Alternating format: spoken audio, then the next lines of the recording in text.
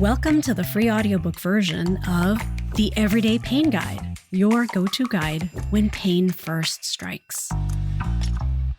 Hi, I'm Dr. Ya-Ling Liu, and the podcast is taking a little detour to make my new book available in an audio-friendly version for everyone out there.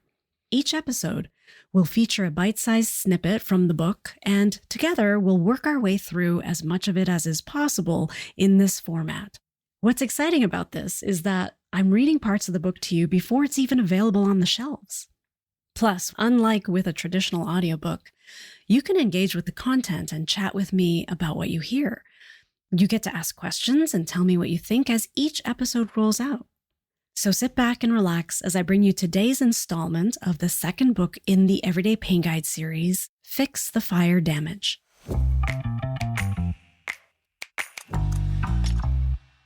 The last episode was about the journey that air takes through our body and the three key players, aka garbage influencers, who help process and modify the things we breathe in before they impact our physiology. Today, we're looking at the garbage influencers of the last journey through our body machine. This journey is the one made by things being absorbed through our skin. So let's now continue with the Body Chemistry Repair Guide, Part 1. As always, the information, techniques, and suggestions discussed here are not intended as a substitute for your own individual medical care. Always consult a healthcare provider before implementing any advice referenced.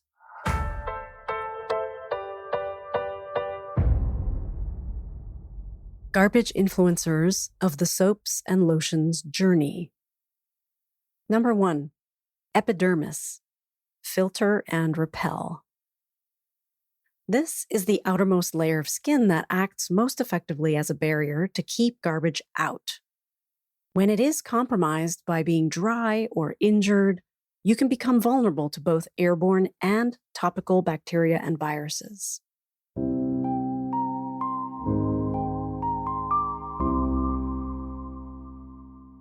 Number 2, skin auto-detox. Resident immune cells are found in the deeper layers of skin, the dermis. They are part of specialized skin immunity that acts as a defense system and a repair factory for this impressive but humble organ. The specialized skin immune cells work with the neighboring lymph nodes to maintain normal functioning during quiet times, but will also actively fight bacteria and mount inflammatory responses to aid in wound healing.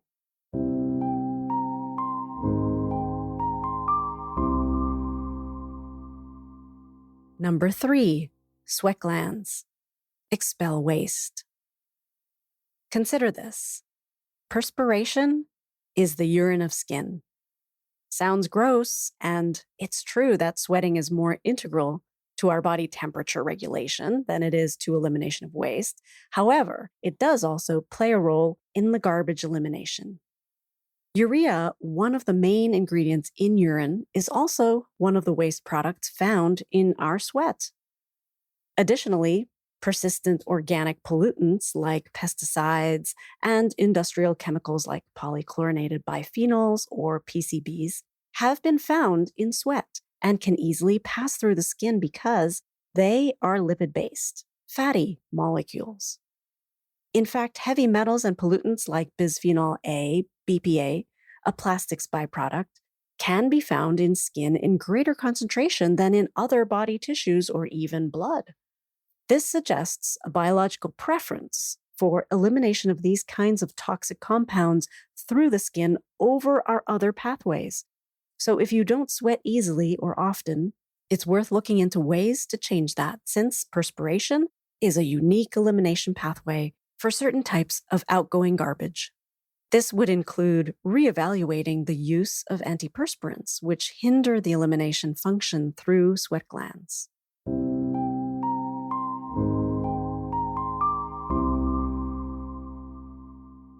Number 4, oil glands. Gatekeepers. Also known as sebaceous glands, these structures produce the oil, also called sebum, that keeps our skin supple and able to retain moisture. The oil itself is antimicrobial and helps to transport fat-soluble antioxidants to the surface for protection. While the oil produced by our skin can impact the passage of fatty substances through the skin, it's not significant enough to warrant focusing on for the purpose of this pain guide.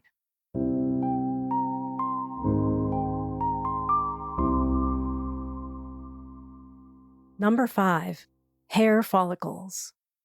Hair follicles are responsible for hair growth, some skin repair and immune function, as well as sensory information. But hair does not play a significant role in elimination or absorption.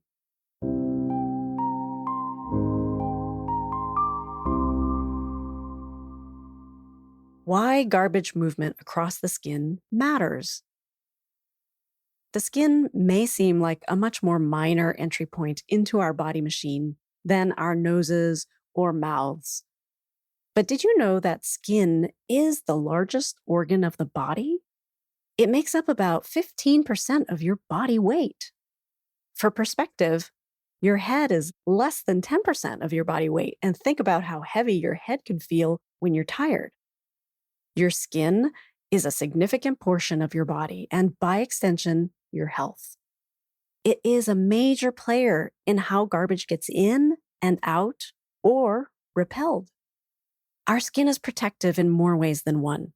It acts as a physical barrier to many things. It's waterproof, so if something has any hope of penetrating, it needs to hitch a ride on lipid-based molecules or fatty substances. When things do manage to breach the barriers, skin has its own auto-detox system, similar to that of the liver, but a little bit more specialized and localized. This skin-specific immune feature deals primarily with protecting us from skin cancer and surface infections that might occasionally breach our physical barrier. Absorption of garbage in through the skin is substantial enough that it has become the delivery pathway of choice for some pharmaceuticals. Skin patches or lotion formulations have been developed for pain medication, nicotine delivery for smoking cessation, and certain sex hormones to treat things like low testosterone and or perimenopausal symptoms. If you have used transdermal medicines like this, you've probably been told that different parts of the body absorb things differently. Inner thigh, inner arms, and belly skin, for example, absorb things more easily in contrast with palms of the hands or soles of the feet. Additionally, sweating and skin hydration may increase dermal absorption. Knowing that pharmaceuticals can be intentionally introduced across the skin should help you understand that all substances that come in contact with your skin have the potential to become part of your body chemistry. Anything that is lipid-based, lotions, perfumes, powders, including makeup, as well as soaps and detergent residues in clothing, will cross the skin and can thereby enter into your bloodstream.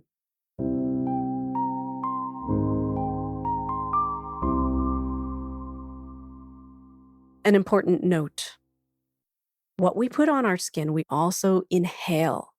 There are scent chemicals that are largely found in beauty and skincare products that engage our air garbage journey simultaneously with the soaps and lotions garbage journey. These chemicals fall into a category now being increasingly recognized as endocrine disruptors and neurotoxins.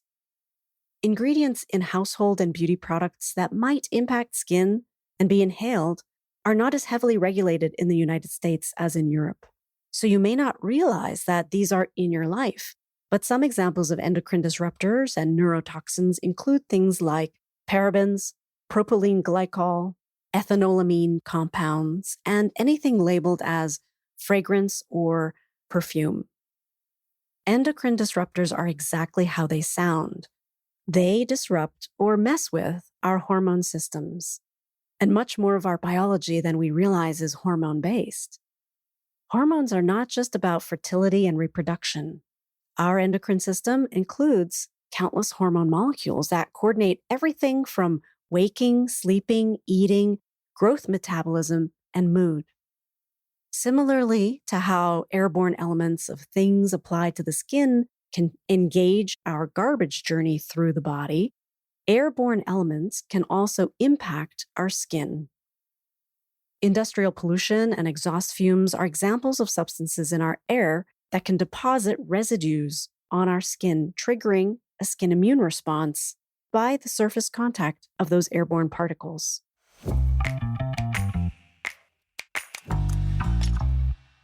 That completes another tiny installation of the chapter entitled Body Chemistry Repair Guide Part 1 from Volume 2 of the Everyday Pain Guide series, Fix the Fire Damage.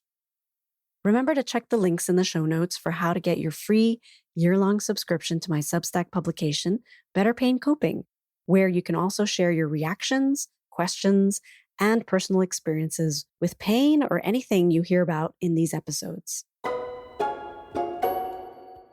Today's parting question for you is about going scent-free.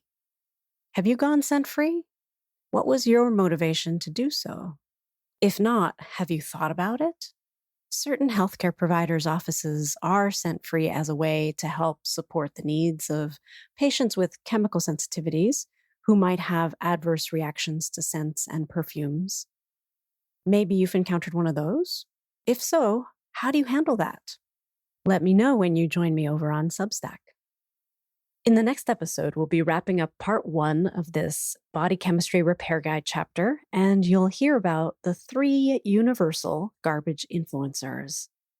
Nothing passes through our body without, at some point, being sorted through all 3 of these amazing structures. That's how important they are. See you then.